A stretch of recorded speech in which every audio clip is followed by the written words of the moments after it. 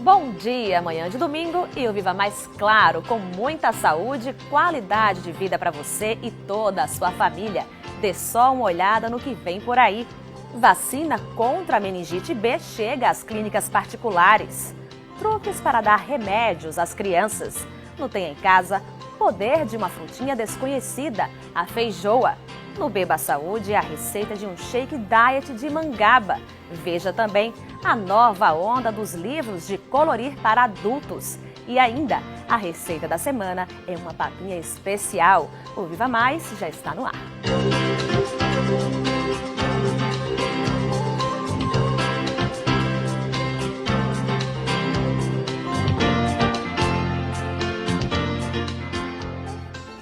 A vacina contra a meningite B já chegou às clínicas particulares. Para saber mais sobre esse tipo de meningite, assista agora a entrevista da semana.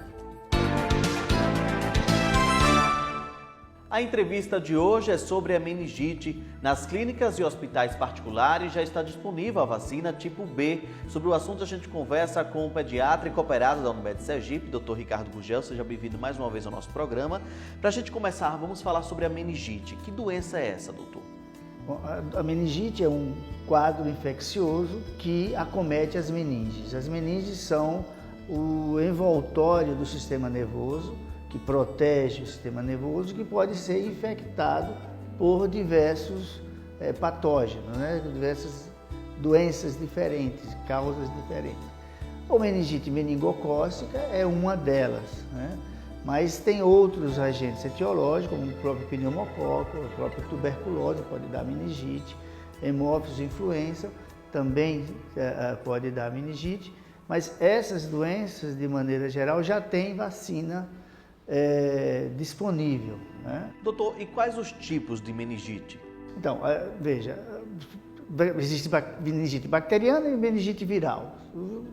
A meningite viral é um tipo um pouco diferente. Vamos tratar aqui da meningite bacteriana, que dá um quadro muitas vezes mais grave. Ela pode ser causada por pelo menos 4 germes diferentes, principalmente, o meningococo, o pneumococo, o hemófilos influenza e a tuberculose. Outros podem dar, mas esses são os principais.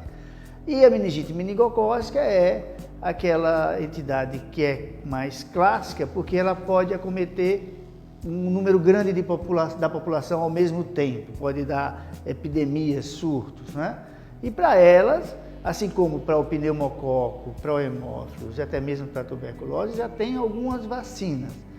A meningite meningocócica já tem algumas vacinas, a meningocócica C, que é a mais frequente aqui no Brasil, está com a vacina disponível no nosso programa de imunizações já desde o ano passado, desde antes. E as outras meningites, que são menos frequentes, agora nós tivemos o lançamento da meningite meningocócica tipo B, que foi uma vacina que já deu um surto muito importante no Brasil nos anos 80 e que existe agora a vacina que foi muito difícil tecnicamente de se conseguir, mas agora ela tem uma vacina com eficácia razoável. A meningite B é mais grave e por isso a vacina demorou um pouco para chegar? Não é que ela é mais grave, o quadro de meningite é sempre grave. Pode ser muito grave, levando ao óbito, mas ela foi, tecnicamente, o tipo dela para desenvolver a vacina foi mais difícil, mas agora realmente parece que ela tem um produto disponível com uma qualidade aceitável. Então por isso que ela está disponível apenas na rede particular, nas clínicas e hospitais privados? Sim, o que tem de disponível na rede pública é a vacina contra a meningite C, que é a mais frequente no nosso meio. A meningite do tipo B é a segunda mais frequente, mas é bem menos que a meningite C. Mas é uma coisa que se recomenda que sempre que possível se fazer a vacinação, que possa fazer. Doutor, e quando os pais podem perceber que existe algo de errado com o filho? Os primeiros sintomas da meningite? Começa geralmente com febre alta, insistente, muito alta, com a criança com queda do estado geral, e que pode ter sinais de irritação meníngea, que fica com o pescoço duro, não consegue mexer, há um rebaixamento do nível de consciência e, além disso, pode dar, na meningite meningocócica, lesões de pele, tipo petequias e púrpura, que isso caracteriza a disseminação geral do quadro da meningite. Existem fatores de risco? Olha, o principal mais frequente, quer dizer, o principal fator de risco é a idade, né? As crianças são mais expostas porque têm uma deficiência de imunidade, os idosos também podem ter um risco maior e pessoas que vivem em ambientes mais insalubres, com grandes aglomerações, isso aí pode ser fator de risco para o acometimento da meningite, além das imunodeficiências que pode ter casos particulares ou porque tem desnutrição ou coisas desse tipo. Em relação ao tratamento, é através de antibióticos? A penicilina é um antibiótico muito bom para tratar a meningite meningocócica, mas muitas vezes precisa de associar antibióticos bem mais modernos, de uso mais intensivo. Mas, de qualquer maneira, é o antibiótico terapia e o controle da situação geral do paciente, que geralmente é grave, o controle do coma, do choque que pode ter, as situações de emergência, por exemplo, de sangramento que a meningococcemia pode dar, tudo isso é um conjunto de medidas extremamente heróicas que muitas vezes precisam ser feitas. Uma dúvida recorrente das pessoas é em relação à transmissão. Como isso acontece? A transmissão é de pessoa a pessoa, né?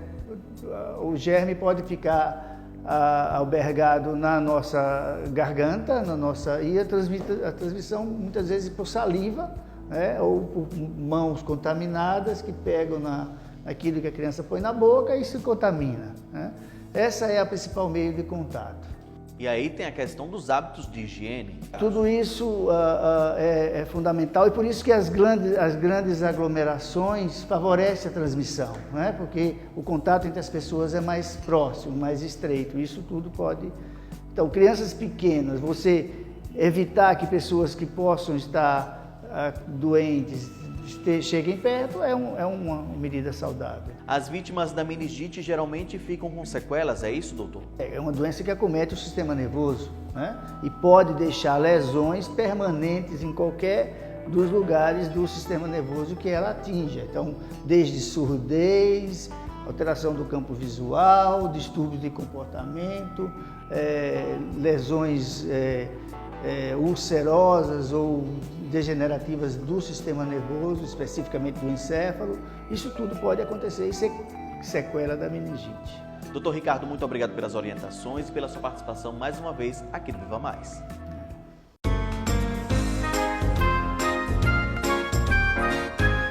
Já ouviu falar em feijoa? Sim, feijoa e não feijão. Apesar de ser uma fruta nativa do sul do Brasil, na Serra Gaúcha é conhecida como goiaba do mato, aqui no país o povo não conhece, mas faz o maior sucesso na Nova Zelândia. Por lá tem até geleia e suco industrializado da fruta. A feijoa é oval, de 5 centímetros em média, casca verde e polpa branca macia. É prima da goiaba comum. A fruta tem muita vitamina C, fósforo, magnésio, sódio, cálcio e uma bela dose de potássio, bom para combater cãibras e dar tonicidade aos músculos. Tem ainda um alto teor de iodo, componente importante dos hormônios secretados pela tireoide, responsáveis pelo equilíbrio do metabolismo em nosso organismo. A carência de iodo leva ao desenvolvimento de uma doença chamada bócio, e é por isso que o iodo é acrescentado artificialmente ao sal que consumimos. De acordo com pesquisas desenvolvidas sobretudo na Itália, a polpa da feijoa é antioxidante, previne, portanto, o envelhecimento precoce e antimicrobiana, combate bactérias e fungos. Outra pesquisa realizada no Japão vai mais além, atribuindo ao consumo da fruta o poder de modular a imunidade intestinal e reduzir a tolerância oral. A feijoa é uma aliada importante na prevenção e no tratamento de certos tipos de câncer e doenças autoimunes, aquelas causadas pelo mau funcionamento do sistema imunológico. A feijoa produz flores muito diferentes, com pétalas carnudas e saborosas, apreciadas pelas aves. Tem gente que aprecia essas mesmas pétalas em saladas e elas também são usadas para enfeitar pratos sofisticados. Vale muito a pena experimentar.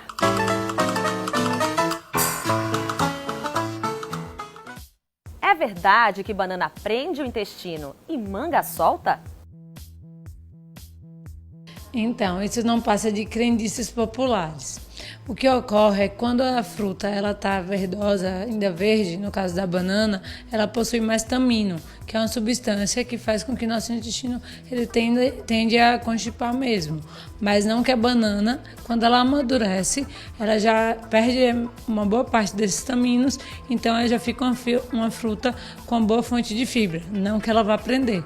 E lembrando sempre que um alimento ele individual, ele não prende nem solta, é o mesmo caso da manga. Se você já tem uma facilidade com o intestino mais solto, é bom ter o controle da dosagem da manga, não consumir uma inteira, consumir metade.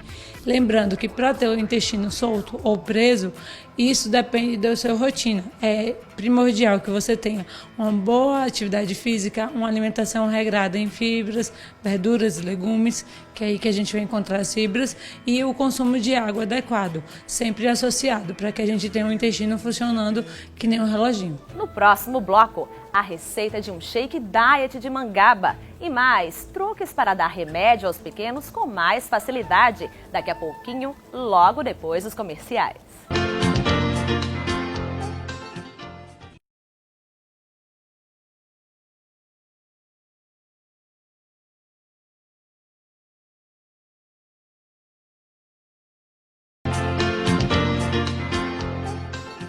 No Beba Saúde de hoje, você vai aprender a receita de um shake diet de mangaba.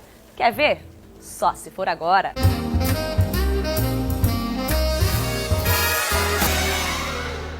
O Beba Saúde de hoje é refrescante e super saboroso. Um milkshake de mangaba diet. Anote os ingredientes: 2 bolas de sorvete de mangaba diet, 50 gramas de castanha de caju triturada, 100 ml de leite desnatado. A mangaba é indicada no tratamento de diabetes, colesterol e hipertensão. O fruto é regional e muito benéfico para o organismo. Além disso, evita doenças no fígado e no baço. A castanha de caju tem um teor de gordura menor do que a maioria dos outros frutos secos. Estudos mostram que o ácido oleico presente na castanha promove uma boa saúde cardiovascular, ajudando a reduzir os níveis de triglicerídeos. Bata todos os ingredientes no liquidificador, deixe numa consistência bem cremosa, sirva logo em seguida, decore com cereja e deguste. A sugestão é da sorveteria Real Sabor Monieri.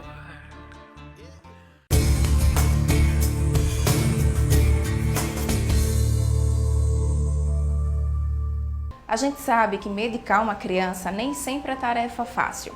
Por isso, o Viva Maternidade de hoje traz dicas preciosas para que a hora de medicar o seu filho não vire uma guerra. Antes de mais nada, é fundamental tirar todas as suas dúvidas com o médico na hora da receita. Anote todas as informações numa agenda ou no papel um pouco maior para não perder com facilidade. Informações como, por exemplo, a dosagem correta do medicamento, o horário que deve ser administrado, são extremamente importantes. E se você já tiver o medicamento em casa, é bom olhar a data de validade e também o armazenamento do medicamento. Tem que ser num local fresco, sem umidade e longe da luz do sol. Chegou a hora de dar o medicamento. E agora? A primeira dica: se o medicamento for para o nariz, por exemplo. Nessa época do ano, outono e inverno, é comum as crianças apresentarem alguns problemas respiratórios. Por isso é importante limpar o nariz frequentemente com soro fisiológico e, em alguns casos, com medicamentos específicos. Mas é importante tomar alguns cuidados. Os medicamentos costumam vir com aquele famoso conta-gotas e é importante não colocar o conta-gotas direto no nariz da criança, porque isso pode machucá-la. O ideal é colocar a criança numa posição confortável, com a cabeça um pouco inclinada para trás e colocar aí sim o medicamento próximo ao nariz, mas com cuidado para a criança não se mexer bruscamente e não se machucar. Se a criança for muito agitada, peça a ajuda de uma outra pessoa para segurá-la. Segunda dica é para os remédios para os olhos. Nesse caso, o indicado é colocar a criança deitada com a barriga para cima e com delicadeza levantar a pálpebra e aí sim você aplicar o medicamento com cuidado. Se a criança for muito agitada, mais uma vez, peça a ajuda de alguém para segurá-la. O medicamento deve ser aplicado no canto do olho próximo ao nariz. E logo depois da aplicação, o ideal é deixar a criança deitada por um tempinho, para que o medicamento seja absorvido de forma correta e não escorra. Se para um adulto usar um medicamento nos olhos já é algo que incomoda e deixa agitado, imagine para uma criança. Então, paciência é fundamental. Terceira dica: remédio para os ouvidos. Como faz? Muito simples. Coloque a criança deitada de lado e aí sim aplique cuidadosamente o medicamento no local indicado. Se a criança se mexer muito, peça ajuda a uma segunda pessoa. Além disso, também é importante manter a criança deitada por algum tempinho para que o medicamento também seja absorvido de forma correta. Se ela se levantar assim que foi administrado o medicamento, ele pode escorrer. Outra dica são para os comprimidos. Se o seu filho tem dificuldade de engolir comprimidos, mesmo usando o copo com água, saiba que alguns medicamentos podem ser diluídos e colocados direto na comida, na papinha ou até mesmo no suco. Mas isso não serve para todos os medicamentos, então o importante é tirar as suas dúvidas com o médico. Já para os medicamentos líquidos, tem uma técnica mais simples, a seringa. Basta você colocar a dosagem indicada na seringa e aplicar diretamente na boca da criança. Pressione a seringa delicadamente para que a criança não se engasgue. Alguns medicamentos já trazem a seringa na caixa e com essa técnica é mais difícil a criança colocar o remédio para fora. E a última dica: sem negociação. Alguns pais oferecem recompensa para os seus filhos para que eles tomem o remédio e isso não é indicado. Primeiro porque a criança fica mal acostumada e pode querer negociar tudo pela frente. Isso pode trazer traumas e frustração no futuro. Além disso, a criança tem que entender desde cedo que é a saúde dela que está em jogo e o medicamento é fundamental para trazer a melhora da criança. Com alguns truques e paciência, você consegue medicar o seu filho sem tanto estresse. E vale lembrar, nunca medique o seu filho por conta própria. Busque sempre a orientação de um profissional. Para você, uma ótima semana. Até a próxima. A seguir, a nova onda dos livros de colorir para desestressar. E ainda, a receita da semana é uma papinha pra lá de especial. Não sai daí, o Viva Mais volta já já.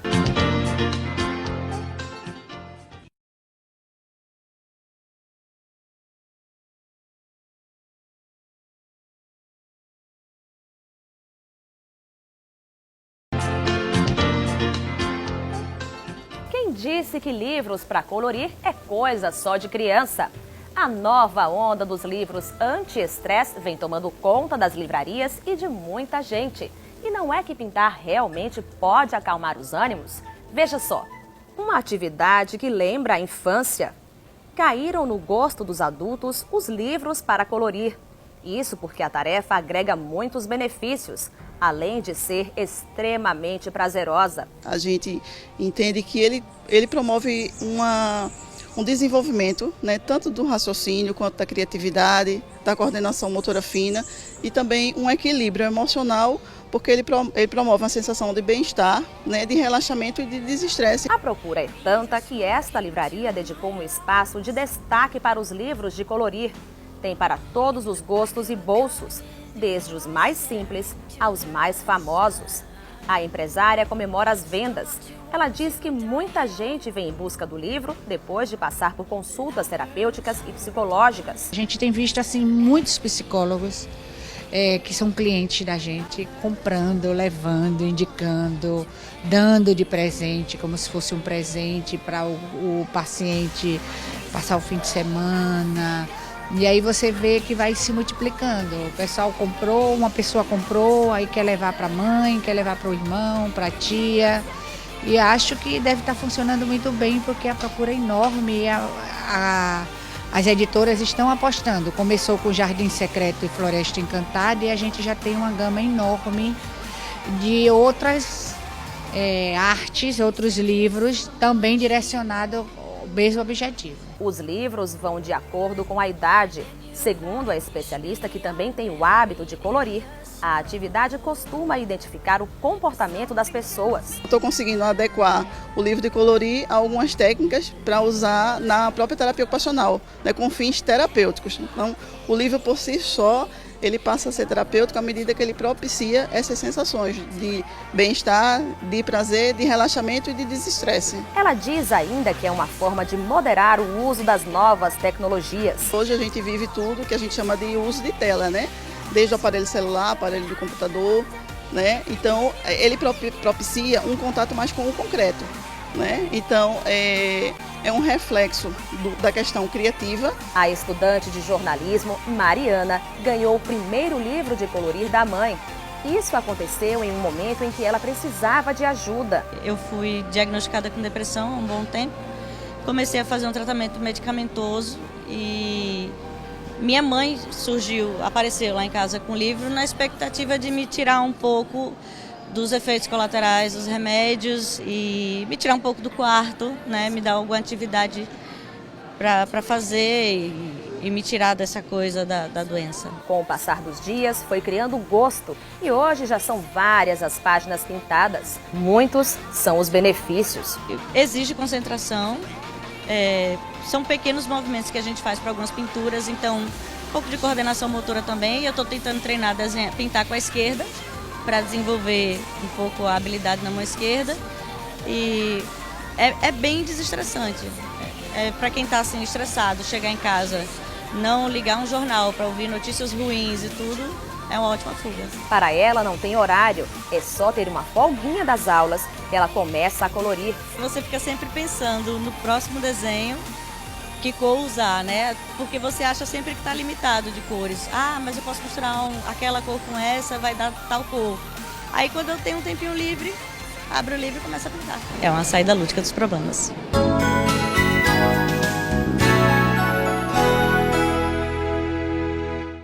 No Como a Bem de hoje, a gente vai ensinar uma papinha bem nutritiva para crianças e as mamães podem ficar atentas, que a gente vai fazer uma papinha doce.